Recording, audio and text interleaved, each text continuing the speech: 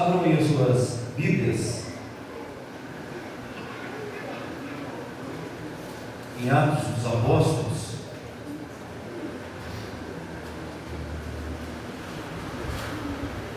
Atos dos Apóstolos, capítulo 20.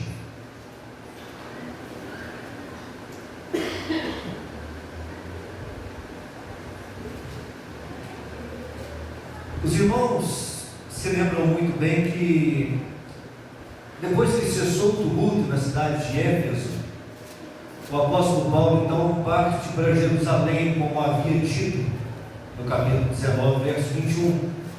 E depois de ter partido para Jerusalém, passando pela Macedônia, Acaia, visitando as igrejas daquela região, consolando e exortando os crentes em Jesus, Paulo chega à Grécia. E na Grécia, muito provavelmente na cidade de Corinto, ele fica por 3 meses, e depois, quando ele vai embarcar para a Síria, ele descobre que tem um complô contra ele, que tem uma armadilha contra ele. Os judeus queriam matá-lo, então ele decide voltar pela Macedônia, e voltando pela Macedônia, ele se encontra com seus companheiros de viagem em Troade, por onde ele fica por 7 dias. E Lucas relata então alguns acontecimentos da cidade, nessa cidade, alguns acontecimentos nessa cidade, a cidade de Troade. E nós vamos observar esses acontecimentos, nós vamos aprender com eles. Mas antes, meus irmãos, eu quero reler com os irmãos o verso de número 7 também, porque na semana passada nós pensamos no capítulo 20, do verso 1 até o verso 7, e hoje eu quero pensar com os irmãos do verso 7 até o verso de número 13. Relendo com os irmãos o verso de número 7, verso que foi o último verso da mensagem passada. E Lucas diz aí em Atos 20, no verso 7, o seguinte: no primeiro dia da semana, reunimos-nos para partir o pão, e Paulo falou ao povo, pretendendo partir no dia seguinte, e continuou falando até a meia-noite.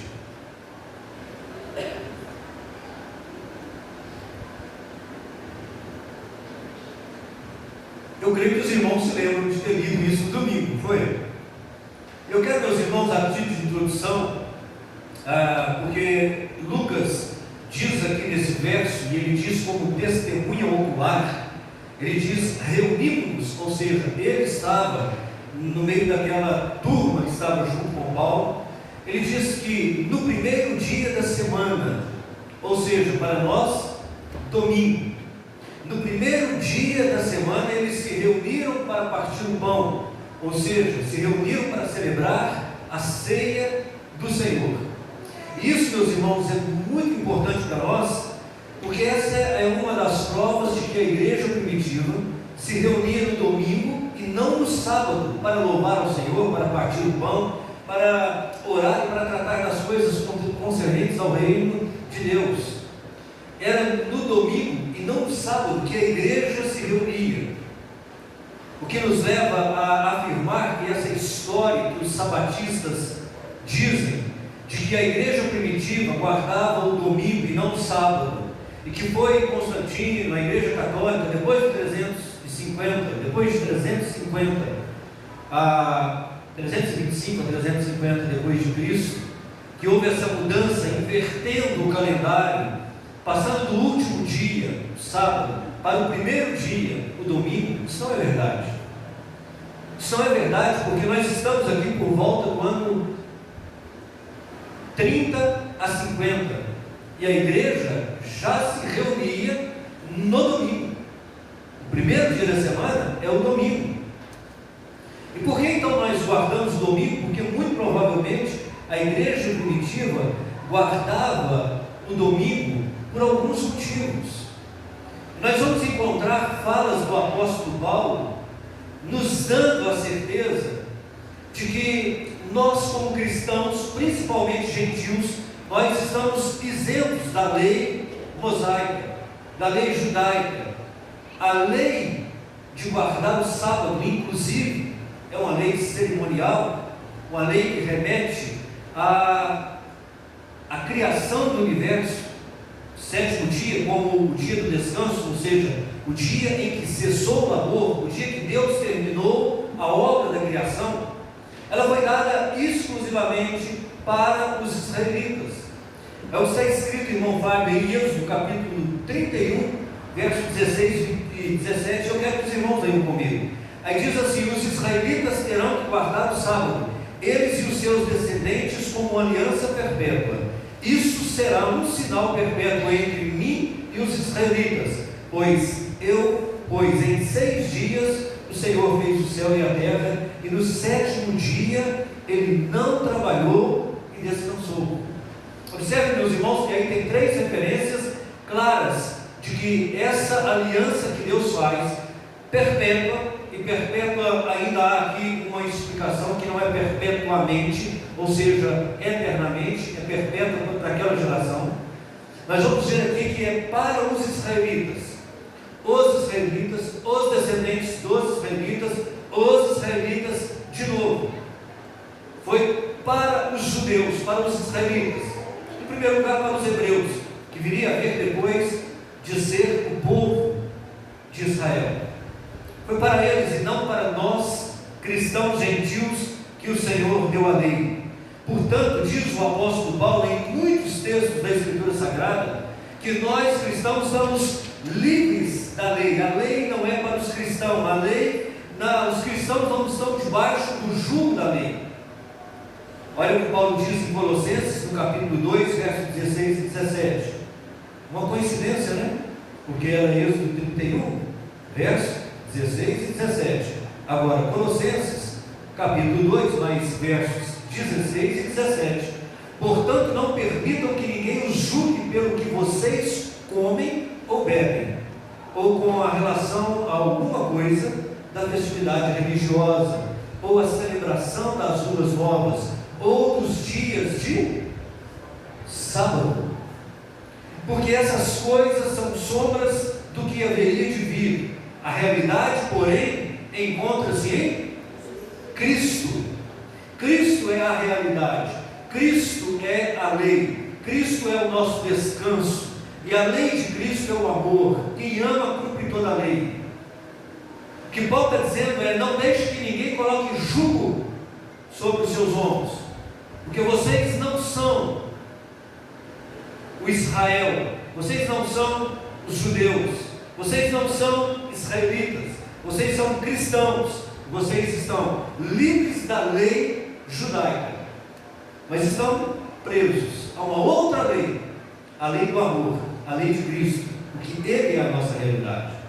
Paulo diz ainda aos Romanos, capítulo 7, verso 6: mas agora, morrendo para aquilo que antes nos prendia, fomos libertos da lei, para que sirvamos conforme o novo modo do Espírito, e não segundo a velha forma da lei escrita. Meus queridos, eu poderia listar muitos outros textos para os irmãos, que nos dão a garantia, a liberdade, de que nós não estamos presos a um dia, a um local. Nós estamos em Cristo Jesus, e em Cristo Jesus a liberdade, não para pecar, não para viver como quer, mas a liberdade para buscar o Senhor em espírito e verdade, em qualquer dia e em qualquer lugar. E nós fazemos isso como Igreja de Jesus, seguindo a tradição dos apóstolos, a tradição da igreja primitiva, que muito provavelmente decidiu se reunir no domingo, porque foi no domingo que Jesus ressuscitou. Foi no domingo, o dia de Pentecostes. O Espírito Santo desceu sobre aqueles homens e mulheres de Deus num domingo. Foi no domingo, meus irmãos, que João tem uma visão na ilha de Patmos de que o Senhor aparece para ele no domingo, no primeiro dia da semana. Então é muito significativo para nós pensarmos no domingo como o dia do Senhor, sabendo que Deus descansou quando terminou a sua obra, e essa palavra descansou é óbvio para nós, que Deus não descansou porque Deus não se cansa. Deus sim é incansável. A palavra descanso ali é cessou o labor, terminou a obra. Ele faz isso no 7º dia, mas Jesus, no primeiro dia da semana, ele também termina a sua obra. Ele ressuscita, cumprindo todo o plano da redenção. E é no domingo que nós nos reunimos como igreja para celebrar Jesus, para celebrar a vitória sobre a morte, sobre o pecado, sobre o inimigo. É no primeiro dia da semana que nós nos reunimos e nos reunimos com muita alegria para dizer que foi nesse dia em que o nosso bendito Senhor Salvador venceu a morte, ressuscitou, está vivo e vai voltar para buscar a sua igreja. E que bom se fosse no domingo, já pensou? Num dia de domingo, a gente louvando, glorificando, exaltando o nome de Jesus, e de repente sermos arrebatados. Que maravilha! Mas, meus irmãos, descansem no Senhor. Jesus é o nosso sábado, Jesus é o nosso descanso. Lembrem-se de que não há nenhuma condenação para aqueles que estão em Cristo Jesus, que não andam segundo a carne, mas andam segundo o Espírito. E nós estamos aqui segundo o Espírito de Deus para louvar e glorificar e exaltar o nome daquele que morreu por nós na cruz do Calvário, mas ressuscitou no terceiro dia. Lucas, ele continua então narrando o acontecimento, e eu convido os irmãos para ler comigo do verso 8 então até o verso 13. Tendo dito isso aos irmãos, como título de introdução, eu convido então os irmãos para ler do verso 8 até o verso 13. Havia muitas candeias no piso superior onde estavam reunidos. Um jovem chamado Eutico, que estava sentado numa janela, adormeceu profundamente durante um longo discurso de Paulo. Vencido pelo sono, caiu do terceiro andar. Quando levantaram, estava morto. Paulo desceu, inclinou-se sobre o rapaz e o abraçou, dizendo: não fiquem alarmados, ele vive. Então, subindo novamente, partiu o pão, comeu, depois continuou a falar até amanhecer, e então foi embora. Levaram vivo o jovem, porque muito os consolou. Quanto a nós, fomos até o navio, nos embarcamos para Assos, onde iríamos receber Paulo a bordo. Assim ele tinha determinado, tendo preferido ir a pé. Vamos fazer algumas observações muito óbvias nesse texto. Havia muitas candeias, diz o Lucas, autor do livro de Atos. Muitas candeias. Por que Lucas fala que havia muitas candeias no terceiro andar? O auditório onde eles estavam reunidos para o culto, havia muitas lamparinas, muitas luzes, estava bem claro aquele dia. Aliás, naquele lugar, naquela noite. Muitos comentaristas afirmam que Lucas dá esse detalhe para mostrar, para justificar o motivo do sono do Eutico. Muito provavelmente, muitas luzes, havia um zumbido, um barulhozinho que saía daquelas lamparinas. Havia muita gente naquele lugar, naquela hora. E o Eutico, então, sonolento, sentado na janela, cai e morre. É interessante que, só de curiosidade, tem nada a ver com o texto, mas Eutico significa afortunado. Mas o fato é que o Eutico, vencido pelo sono, cai no terceiro andar e morre. O texto aí, no verso 9, não deixa dúvida de que Eutico morreu. Não foi que pensaram que Eutico havia morrido, e Paulo veio, e Lucas veio, e como médico falou: não, morreu não, está vivo. Não, quando levantaram o rapaz, viu que o rapaz estava morto. Muito provavelmente Lucas, como médico, atestou: morreu, hora do óbito, tal. Desce o apóstolo Paulo, deita sobre o rapaz revive. Isso nos lembra dois profetas do Antigo Testamento, Elias e Eliseu. Elias, que ressuscitou o filho da viúva de Serepta, e Eliseu, que reviveu, ressuscitou o filho da mulher sulamita. E os irmãos conhecem esses dois episódios. Isso nos faz lembrar Elias e Eliseu. O fato de que o culto foi interrompido.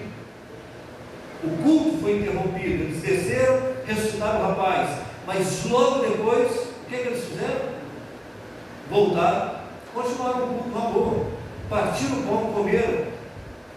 E quando deu meia-noite, decidiram então continuar até o dia amanhecer, pregando. E aqui a gente tira a primeira lição: não dorme, cuidado, você pode cair e morrer, né? Ah, pastor, não estou no terceiro andar. Você pode cair, bater a cabeça, morrer, você pode cair no colo de alguém. Então, aumente firme aí, nós não vamos até a meia-noite, não durma. Meus irmãos, tem muitas lições aqui nesse texto, eu quero me prender apenas a uma lição, devido ao tempo, que para que os irmãos não durmam mesmo, é que a morte desse jovem foi causada pela queda. Mas a queda foi causada pelo sono. E esse só caiu porque diz o texto que ele foi vencido pelo sono. Ele não suportou, o sono estava muito. Muito provavelmente ele lutou contra o sono, ele resistiu um tempo até que ele não conseguiu mais. O sono então o levou de vez e ele caiu do terceiro andar. Agora, cá para nós, dormir é bom demais, né? Dormir é bom demais, meus irmãos. Como é bom, nada como uma boa noite de sono para a gente acordar bem no outro dia.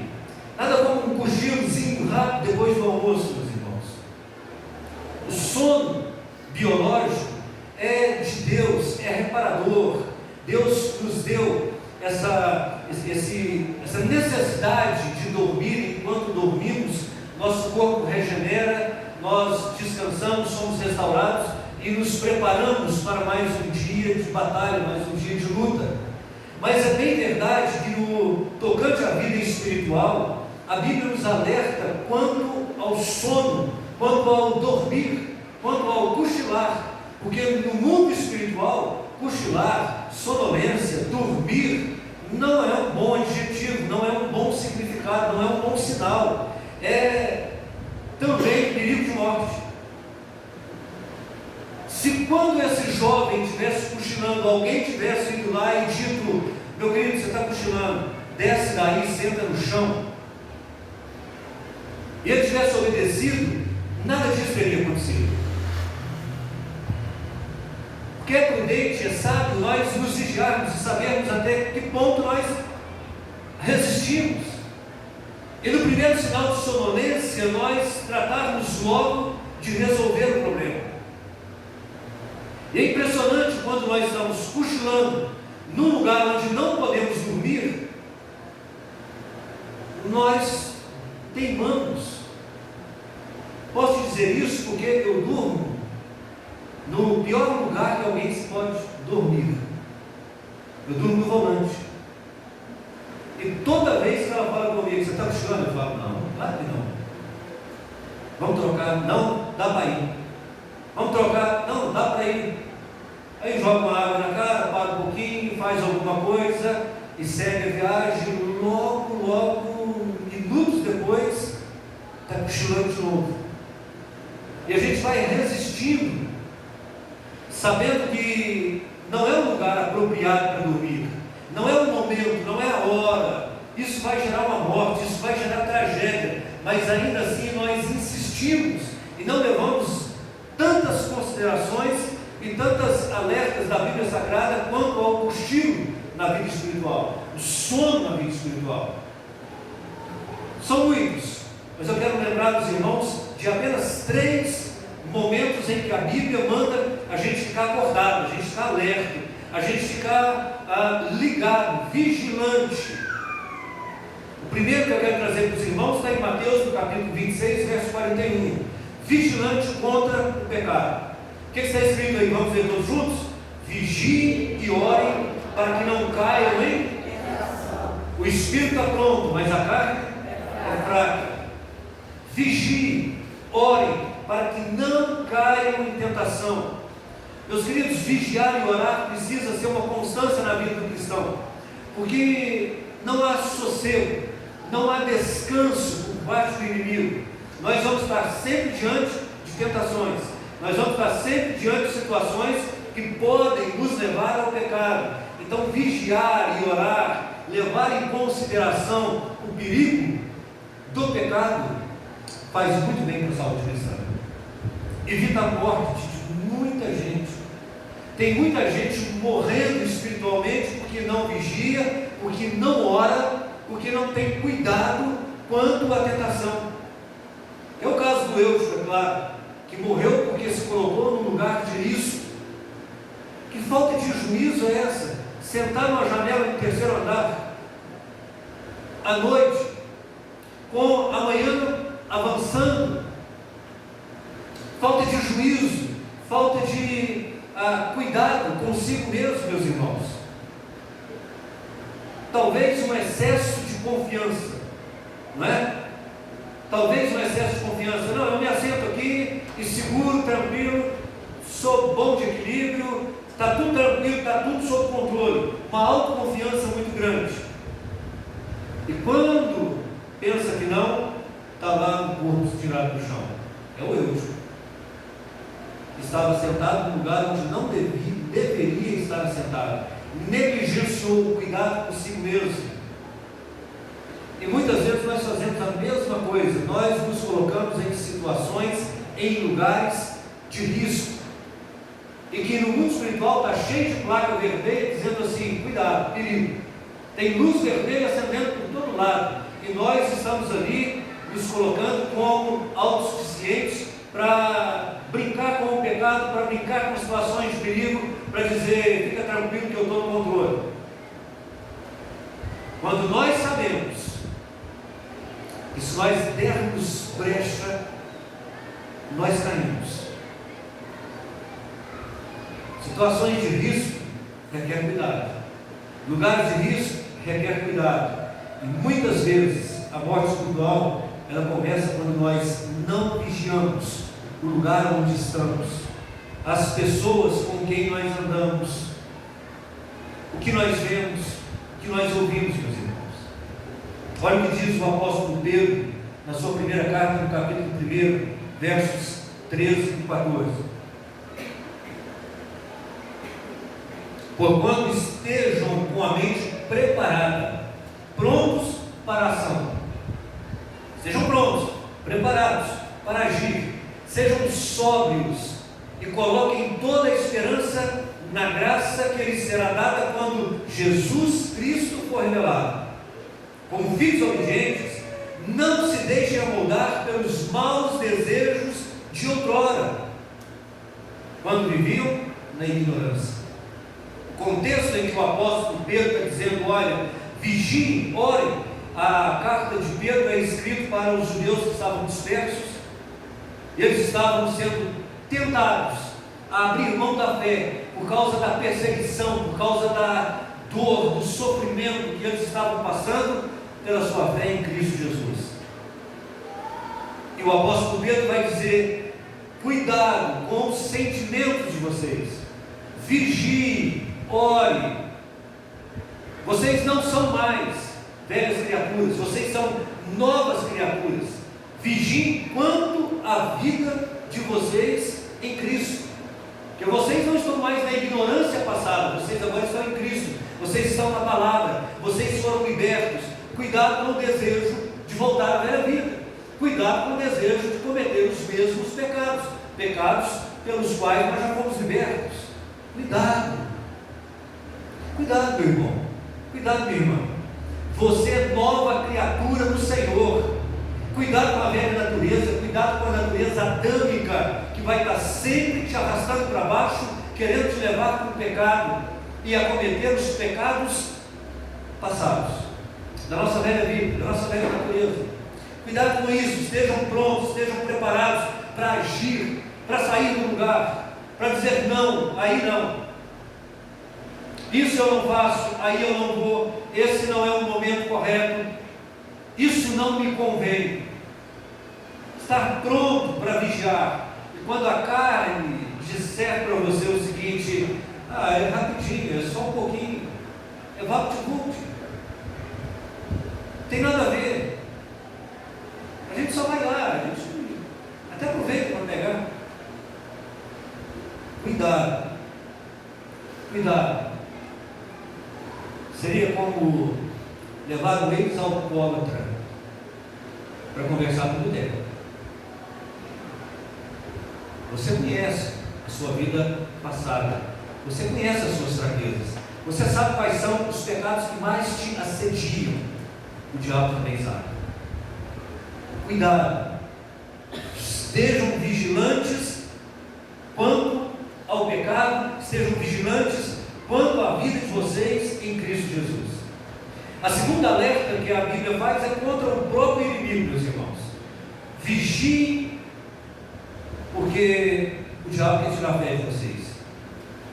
E é interessante esse texto que eu vou ler, 1 de Pedro capítulo 5, verso 8 e 9, que todos nós sabemos de cor, né? Sejam sóbrios, vigiem, o diabo inimigo de vocês anda ao derredor, aí não é ao redor, tá? É ao derredor, como um leão, rugindo e procurando a quem possa devorar. Resista-lhe, diz Pedro, permanecendo firme na fé, sabendo que os irmãos de vocês têm em todo o mundo passado, estão passando pelos mesmos sofrimentos. Preste atenção nisso. O que o apóstolo Pedro está dizendo? Cuidado, vigie, ore, já está aí ao redor, está tentando achar um lugar para entrar na sua vida, para devorar a sua fé, para acabar com a sua fé. É o mesmo texto que nós lemos antes, é o mesmo contexto. Os cristãos estavam sendo assediados. Larguem Cristo, abandonem Cristo. O que vocês estão ganhando com isso? Nada. Vocês estão perdendo os bens de vocês, estão perdendo a família de vocês, estão sendo abandonados, perseguidos. Cuidado, porque o diabo está aí ao redor, buscando uma brechinha para entrar e acabar com a sua fé, dilacerar seu coração. E é interessante, meus irmãos, que quando nós vemos isso, nós pensamos apenas nos pecados mais horrorosos. Mas o que Pedro está alertando a igreja é que o diabo é sorrateiro. Ele fica vigiando, ele fica andando ao redor, ele fica sondando, ele fica buscando a sua fraqueza, ele fica ouvindo as suas conversas, ele fica à espreita, vigiando onde você vai, onde você não vai, como é que você age ou como é que você reage. E ele vai sussurrar, ele vai tentar te induzir, ele vai tentar te enfraquecer na fé, dizendo para você que não vale a pena ser cristão. Porque afinal de contas, se vantagem ter ser cristão, se o sofrimento, se a luta, se a peleja é tanto para um quanto para outro. Ele vai muitas vezes fazer a pergunta para você: você está cansado? Será que vale a pena ir no culto hoje? Você está colhotando? Você está com tantos problemas? Será que vale a pena ler isso? Você está com pressa? Devocional para quê? Será que vale a pena a gente viver uma vida resoluta, uma vida de privações, de satisfação dos desejos carnais? Será que vale a pena, meus irmãos, nós vivermos na santidade? É isso que o apóstolo Pedro está dizendo na sua carta. Cuidado, porque você vai ser tentado nessa área. Tanto é que os versos seguintes vai dizer: sejam santos, como o Deus de vocês é santo. Vocês são chamados para ser santo. Então cuidado com as pequenas coisas que te induzem, que te levam para as grandes coisas. Porque ninguém desvia de um dia para o outro. Ninguém desvia de um dia para o outro. Já viu alguém de repente está tudo bem, está no louvor, está na comunhão com Deus, e no dia seguinte falar assim: não quero mais saber de Deus, não quero mais saber de igreja? Como é que começa isso? Começa sentindo um pouco de sonolência, um pouco de desânimo, um pouco de cansaço, um pouco de mesmice, um pouco de falta de expectativa, um pouco de falta de fé, um pouco de falta de ânimo. E aí o diabo vai percebendo isso, e aí você falta um dia, você falta dois, você falta três, e aí depois a falta vira um hábito, e você não lê mais, você não ora mais, você não vai mais no culto, você acabou de ser uma brasa fora do braseiro, uma brasa fora do braseiro, se esfria e acaba, morre. Ninguém pega uma brasa do braseiro assim do nada. Ela agora, nos momentos do dia a dia, da vida, que o diabo vai seduzindo as pessoas, que ele vai desanimando, que ele vai colocando sonolência, que ele vai colocando frustrações, que ele vai colocando sensações e motivações para que as pessoas vão se afastando. Quando pensa que não, caiu. Está morto espiritualmente. Terceiro e último, sejam vigilantes quanto à volta do Senhor. Olha que coisa interessante, vigiem por causa do pecado, vigiem por causa de Satanás, vigiem por causa dos seus sentimentos, vigiem por causa do Senhor. Porque foi isso que o Senhor mandou fazer.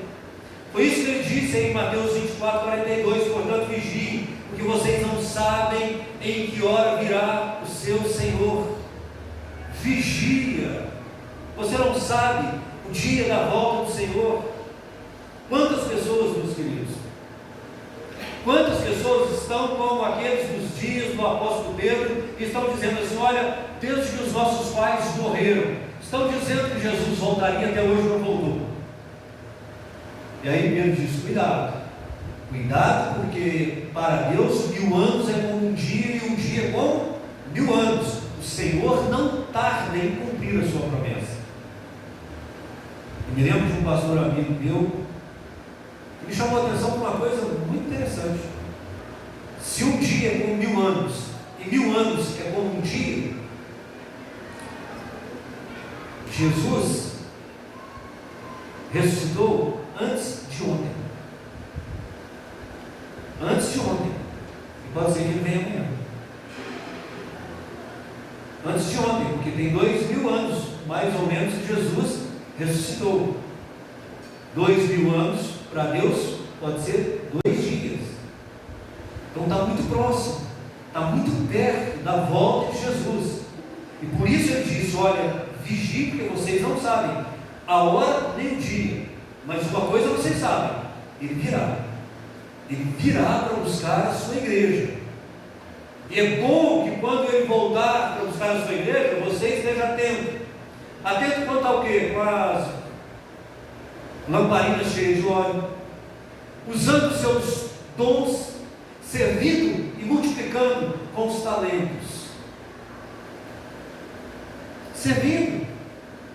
O que está dizendo é bom que vocês estejam acordados quando eu voltar. Vocês não estejam como eu, sentado na janela, em zona de perigo, cochilando e dormindo, porque ali é risco de morte. Mas é interessante que quando nós estamos vigiando e orando e servindo e adorando, nós estamos acordados, nós estamos atentos, nós estamos apercebidos de tudo que está acontecendo à nossa volta. Nós sabemos dos perigos iminentes, mas sabemos também da gloriosa volta de Jesus. Meus queridos, é assim que nós nos protegemos da queda, é assim que nós nos protegemos da morte espiritual. Tem gente que frequenta uma igreja, ele frequenta uma igreja, ele está até arrolado no hall de membros da igreja. Se você procurar, o nome dele está lá, mas ele não vai à igreja. Essa igreja tem membros no hall de membros que eu não vejo há 3, 4 meses. Onde estão? Dormindo. Gente que não sabe a quantos anda a sua igreja, está dormindo, está distraído, está displicente, pensa que pode ser cristão em casa, longe da igreja, como se um cristão fosse uma igreja, e não é. Um cristão é um membro, e um membro do corpo. E se você não está no corpo, você está fora do corpo, e um membro fora do corpo está morto. E tem gente dormindo, tem gente que não participa, não frequenta, não está por dentro de nada, não sabe de nada, não contribui de forma alguma, tem dons, sabe que tem, mas não usa, às vezes nem sabe se tem ou se não tem dons, porque também não dá mínimo para isso, porque está dormindo, não é? Tem muita gente no seguinte, que muitas vezes estão no culto, estão na igreja, mas estão dormindo, estão sonolentos. Você já percebeu ver que quando a gente está dormindo, a gente não percebe nada à nossa volta. Quando a gente está dormindo, a gente não tem nenhuma sensibilidade, a gente não ouve nada, a gente não sente nada, a gente não percebe nada. Então, alguém pode fazer o que quiser e está tudo bem para a gente. O problema é que alguém pode nos fazer bem e alguém pode nos fazer mal, se nós estivermos dormindo. E é assim, meus queridos, no mundo espiritual. Tem gente que vem para a igreja, não canta, não ora. Não canta e não ora. Ou seja, eu vou a um culto, mas não vou prestar culto. Vou assistir o culto. Dá uma avaliada para ver se a equipe de louvor está boa.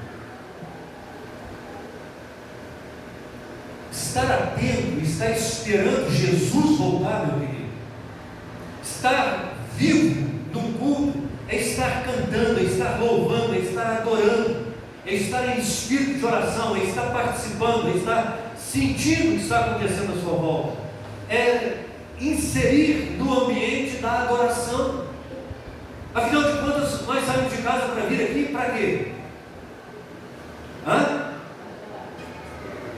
Foi para adorar mesmo que nós viemos? Sim ou não? Sim. Então por que não adoramos? Por que não cantamos? Por que não dizemos amém? Por que não dizemos glória a Deus? Por que não dizemos aleluia? Por que não nos interagimos com o ambiente da adoração e nos deixamos nas mãos do Senhor? Por que nós não nos entregamos na adoração? Por que nós estamos num culto preocupado com o dia da segunda?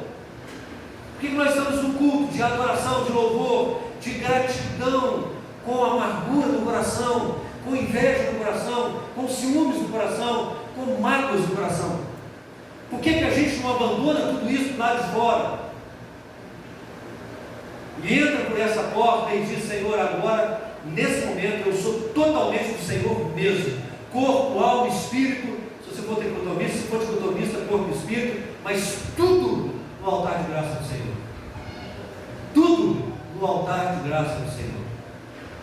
Mas sabe por que muitas vezes nós estamos, mas não estamos?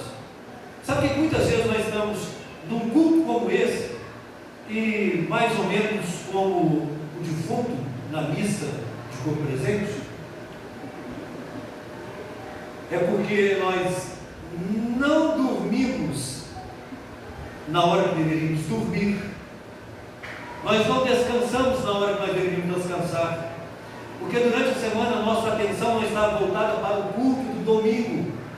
É porque nós entregamos tudo que nós tínhamos para entregar, para tudo e para todos durante a semana. E nós, muitas vezes, a gente vem e dorme. E dorme. Meus irmãos, eu queria terminar dizendo para os irmãos o seguinte: tudo isso aqui são alertas, exortações de Deus. Vigie, vigie, porque a história de Eutico é extraordinária. Um jovem foi ressuscitado, um jovem foi ressuscitado. A igreja voltou para dentro do templo, continuou o culto, celebrou a ceia. Celebrou a ceia, ou seja, a igreja participou de um momento de ressuscitação. E como é bom quando isso acontece! Como é bom quando alguém chega morto e sai daqui vivo! O problema é que muitas vezes as pessoas entram mortas e saem mortas, porque não interagiram, porque não se entregaram, porque não cultuaram, porque não disseram assim: obrigado, Senhor, por essa palavra, me ajuda a sair daqui vigilante, alerta, e não permitir que a sonolência tome conta da minha vida e eu seja pego despercebido, ou pelo pecado, ou pelo diabo, ou pelo Senhor. Me ajuda, Senhor, a estar vigilante, a estar atento, para que eu possa não somente desfrutar, meus queridos, desse privilégio que é ser igreja, estar em movimento, estar participando, estar interagindo, estar servindo, estar abençoando e sendo abençoado. Como isso é bom, como isso é gostoso. Como isso é bom, como é gostoso a gente chegar aqui, encontrar as pessoas na porta, conversar um pouco, entrar, adorar a Deus juntos, ouvirmos uma palavra e sairmos daqui mais vivos do que nós entramos, mais crentes do que nós entramos, mais servos do que nós entramos, mais parecidos com Jesus do que nós entramos. Como isso é bom, como isso alegra o coração de Deus, como isso nos fortalece, como isso nos anima, como isso nos faz prontos, preparados para uma semana inteira de batalha, de luta e de vitória. Ser gente em que o nome de Deus é glorificado, é exaltado. Meus irmãos, que Deus nos dê essa graça, que Deus nos dê essa graça, que o Senhor nos ressuscite a cada culto, a cada encontro, a cada momento de devocional, a cada momento de leitura das Escrituras Sagradas, a cada momento em que nós nos prostrarmos diante do Senhor, seja onde for que nós estivermos, em que dia for, em que situação for, mas nos prostrarmos e o adorarmos, vivos em espírito e em verdade. Que Deus nos ajude nisso. Amém?